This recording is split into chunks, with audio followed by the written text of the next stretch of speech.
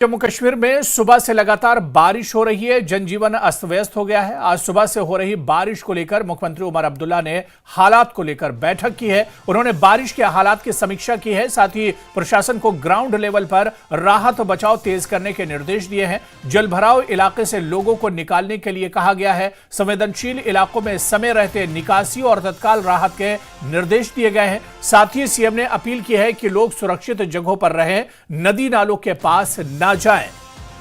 तो जम्मू कश्मीर में जिस तरह से लगातार बारिश हो रही है, लगातार हालात खराब बने हुए हैं। ऐसे में अब जम्मू कश्मीर के वज़ीर आला उमर अब्दुल्ला ने भी हालात को लेकर बैठक की है। उन्होंने बारिश के हालात की समीक्षा की है। साथ ही प्रशासन को ग्राउंड लेवल पर राहत बचाव तेज करने के निर्देश दिए हैं। जल भराव इलाके से लोगों को निकालने के लिए कहा गया है।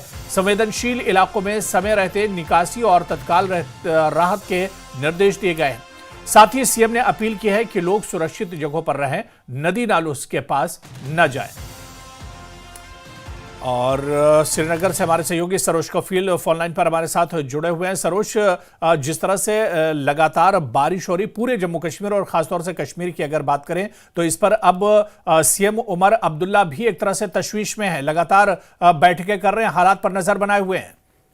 जी बिल्कुल, अभी कुछ देर पहले ही उन्होंने श्रीनगर के सिविल सेक्रेटरीट में एक मीटिंग बुलाई थी, जिसमें उन्होंने अपनी कैबिनेट में उनके एडवाइजर हैं नासिर असलम वानी, साथ ही साथ सतीश शर्मा हैं, सकीना इत्तू हैं, उनको कहा है कि ग्राउंड पे जाए, जायजा लिया जाए किस तरह से इस वक्त फ्लड की सिचुएशन चल रही है, जिसके चलते हुए मैं आपसे अभी बात कर रहा हूँ। और सामने ही सकीना इत्तू और नासिर असलम वानी हैं जो इस वक्त मुख्तलिफ जगहों पे दौरा कर रहे हैं और इस वक्त वो यहाँ बरजुला बागात पहुंचे हैं, जायजा ले रहे हैं ग्राउंड पे। और साथ ही साथ उसके बाद एक खाका बन के सामने सीएम के रखा जाएगा, जिसमें ये देखा जाएगा कि कहां कहां पर इस वक्त ऐसी लोकेशन है जहां खतरा ज्यादा है और वहां कैसे कंट्रोल किया जा सकता है। तो उसके चलते हुए जैसे मैं आपसे बोल रहा हूँ, अभी बात करते करते मेरे सामने सकीना इत्तू और नासिर असलम वानी है जो बागात आए हुए हैं और ये इस वक्त बागात में जो गेज है उसको चेक कर रहे हैं कि खतरे के निशान से हालांकि पानी थोड़ा सा अब नीचे है, लेकिन लगातार जिस हिसाब से बारिशें चल रही हैं, अगर और आधे एक घंटे के लिए कंटिन्यू रही तो आपको बताते चलूं कि कहीं ना कहीं खतरे का निशान जो है उसके ऊपर पानी चला जाएगा। उसके बाद काफी ज्यादा दिक्कतें हो सकती हैं जो हम पिछले एक हफ्ते से लगातार जम्मू कश्मीर में देख रहे हैं। जी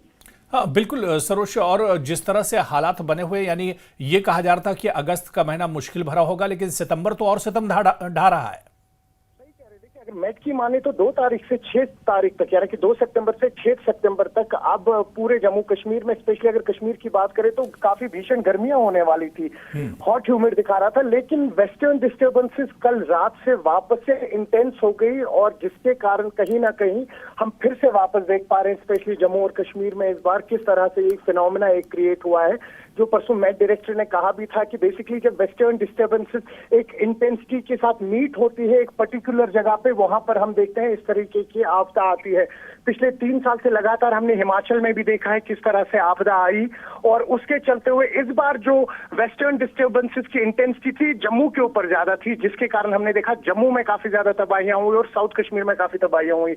लेकिन ये अनएक्सपेक्टेड है कि ये जो आज हम श्रीनगर में या कश्मीर में अक्रॉस कश्मीर देख रहे हैं, ये अनएक्सपेक्टेड है, क्योंकि जिस तरह से मैं आपसे कह रहा था, मेट का कहना था 2 तारीख से 6 तारीख तक, यानी 2 सितंबर से 6 सितंबर तक मौसम बिल्कुल साफ रहेगा। बिल्कुल, बहुत बहुत शुक्रिया सरोज कफील हमारे साथ जुड़ने के लिए, तमाम जानकारी साझा करने के लिए। तो जिस तरह से हालात लगातार संगीन बने हुए, लगातार बारिश हो रही है और अब मौसम को लेकर सीएम उमर अब्दुल्ला भी लगातार बैठकें कर रहे हैं।